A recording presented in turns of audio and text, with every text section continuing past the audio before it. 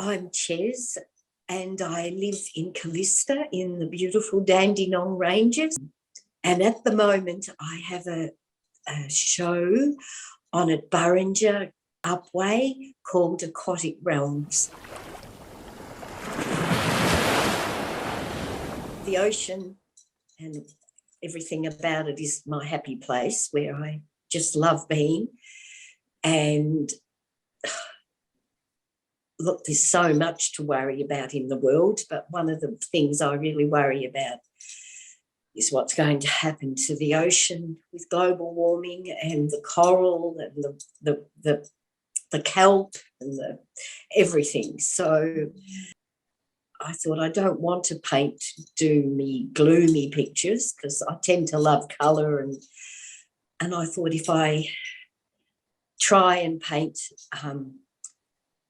try to show the beauty and the colour and the complexities, everything that's there, hopefully it emphasises the need to take action to try and help. And I started off thinking they would all be white, and somehow they ended up being more coloured, but then doing the black and white was a deliberate to bring in the monochrome of what it would look like if we did lose all the colour.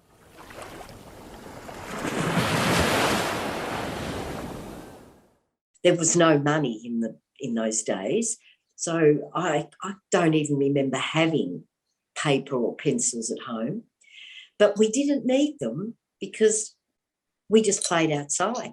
At primary school, I can only remember having 2 times when we did any drawing or anything. And one was drawing a geranium, and we had to label it, and I loved it. I was so excited. And the other one was in grade 3, and we had to learn a poem, and on the other side you had to draw a picture. And I just loved it because it was called There Are Fairies at the Bottom of Our Garden. And I drew all these fairies, and to this day I can still see it. And I did them all in purple and aqua and orange dresses. And I just thought it was the ants' pants, and you had to cue. And I cued to show the teacher, and she got the ruler and smacked me across the knuckles, because fairies do not wear orange, purple and aqua. Fairies wear pastel colours, pink and lemon. The only way I could get an education was scholarship to become a teacher, so then my life was teaching primary school and raising 3 children. And so but throughout that time, if ever there was any me time, I would paint. So I began when I got back into it, when my little son was born and I had a bit of family leave. A beautiful lady across the road, she must have seen something in me. She was so lovely. She saw me doing, trying to do a bit of painting and that, and she introduced me to silk painting. Wow. And that was perfect because when you're breastfeeding and you've got a little baby, it was something I could do, not worry about any toxic things. So I did that for several years and loved it, stretch silks. And she also taught me, got me involved in embroidery. So I did a lot of nudes on calico, embroidered. I was very into nudes in those days, calico, and then so she kind of reignited, reaffirmed that passion, and then that was 40 odd years ago, and then I just was teaching, being a mum, but when I finally got part-time work through a lovely principal who also kind of saw that I had this other need, then I did a TAFE course and did that. And then I had to do my fourth year of teaching. So I did it in art, and then I did my master's.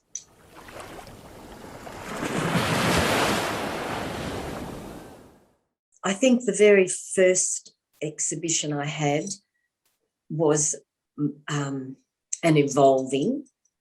The body of work evolved, and then I had enough for an exhibition. But then the last few I've had have been where I've had an idea for work, and this one I had it planned for an exhibition because JD asked, but I don't think you think exhibition while you're doing it. You have to. What the hardest part to get the body of work for me is to know what the concept is going to be, what you're going to focus on, and you can go through, horrible months where there's just nothing there. And then I often find the very first painting you do in a series, because I tend to work in series, the first one you do in the series kind of cements the idea. It's all in there, and you do the first one in a kind of a bit of a rush, and then you know where you're heading and where you have to keep evolving and developing. And each one works. I don't have the exhibition in my head at the start, if that makes sense. They just evolve. Each painting, I often have two going at once, but you're developing through the process. And the thing that I have to do when I get the concept is work out how I'm going to do it, what medium and what approach am I going to use, what materials am I going to use and how am I going to use them.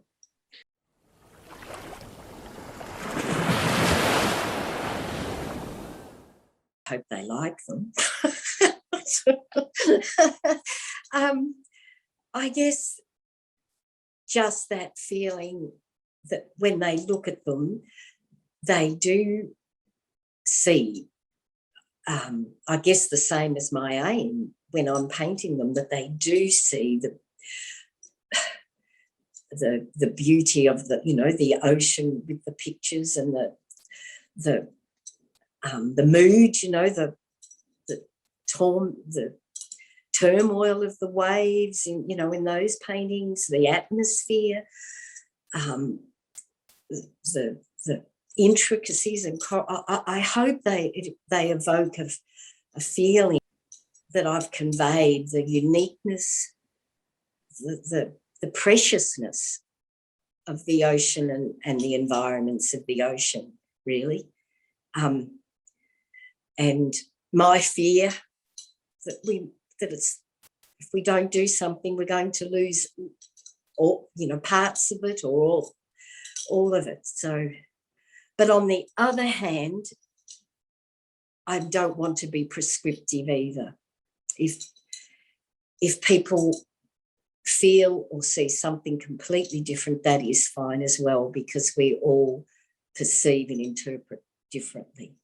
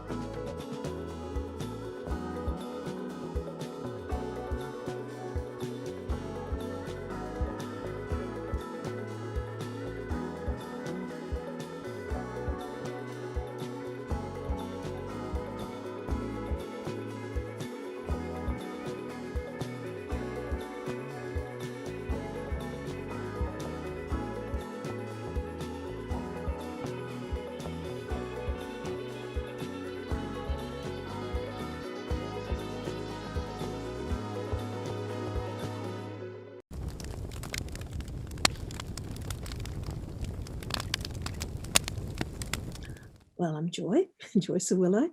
I'm kind of eclectic. I think it's mainly, I've got a short attention span. So I've always wished that I would stick to one thing, and I'm sure if I'd stuck to one thing all my life, I'd be a master at it, but I haven't. So I'm a master of nothing, but I do like to flip from one thing to another, and something takes my fancy.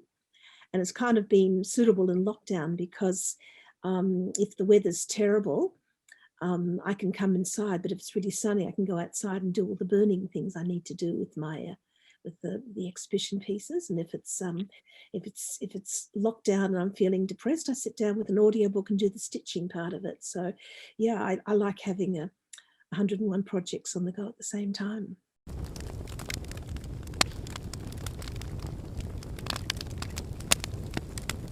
Back in the day, we weren't given iPads. So my mum's default mechanism was to give me butcher's paper and pencils, which was always a good thing. And I think children were allowed to get bored back then. I certainly was allowed to get bored. So maybe that spawned a lot of wannabe writers and explorers and artists, not that everybody became that.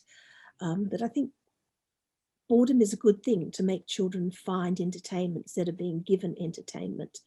Not to say that we're not getting a whole slew of young artists happening now for different reasons, but I think back then we were given paper and pencil a lot. I just kind of grew up drawing, and nothing else was more fun than sitting down with a piece of paper. Part of it was rebellion. My parents presumed I'd go to university, and of course that was when you rebelled and didn't do what they said, so I went to art school instead. And it was fun. It was fun. You sort of grow up thinking this is great. I'm going to have a good time doing it. And if you like it, you do it.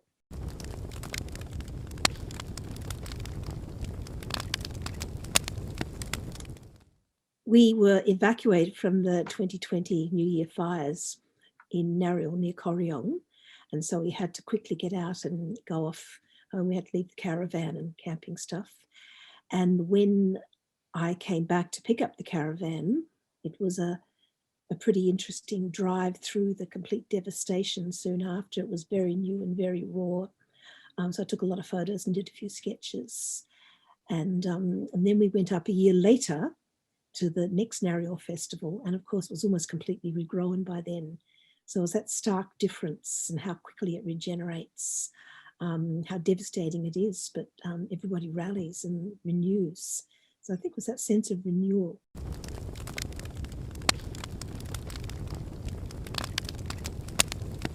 I do a sketch, of course, and with the sketch comes an idea of how you're going to produce it. Lots of things get thrown by the wayside. You don't put out everything you've done.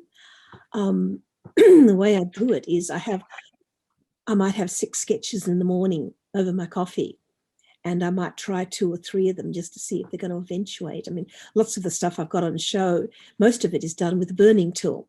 So a lot of it's experimentation, and some paper ignites quicker than others. And so the actual piece you're working on bursts into flames instead of becoming a carefully cut out piece. So yeah, it's fun experimenting. It's fun seeing what you can do. If it's not fun anymore, I tend to abandon it. Why would you go on with it? So it's got to be fun.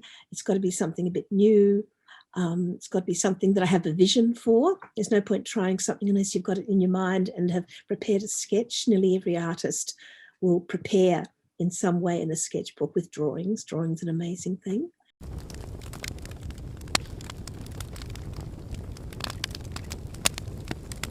Well, I love bookmaking. It's kind of a private thing because you can close a book and put it in a bookshelf and put it away. It's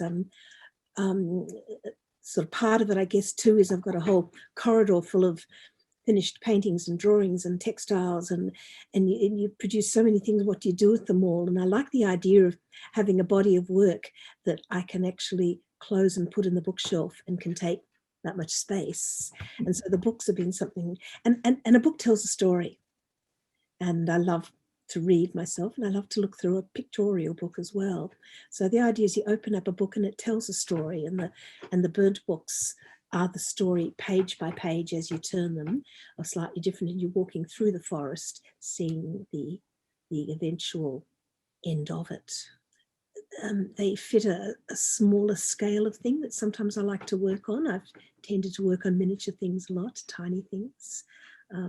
We tend to go to galleries with big pieces, and sometimes they're amazing and sometimes they're just big. So yeah, I like the both. The shrine to things being re-envisaged, and it's also a feeling of wanting to get a feeling of the homes that were lost and the people that were lost. And so there's the leaves with the photographs of my family on it spread around the floor, and you can actually step on them and almost ignore them, or you can pick them up and take them home. There's the textiles, which I've always loved textiles and I work on them a lot. So to sit and stitch a textile feels very much part of rebuilding a home, decorating, whatever. And the shrine, of course, is a remembrance. It's to remember what happened and remember that things can get back to normal and can grow again and to be rebuilt. They do. They're actually out of order, but I like the way JD hang them anyway. So there is an order of the devastation followed by the regrowth. But yeah, they're collages and they're all made from book papers. And I in the past I didn't do this, but I colour them now with dyes. Most of the pieces were cut out using the burning tool. Again, I could have cut them with scissors, but there was something nice about burning in every piece I did. Push the envelope a little bit, have a book that's actually huge and have a book that's almost impossible to turn the pages, but also tells a story. Books that are so fragile, you can hardly turn the pages. And I have decided to put everything out and make it touchable at the risk of them even breaking, because that's part of the fragility of life.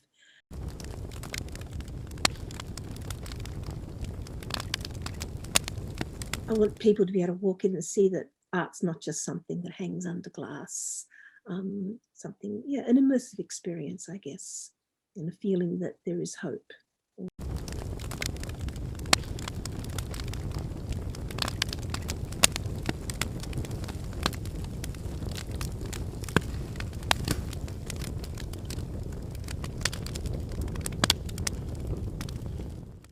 Well, artists are brave.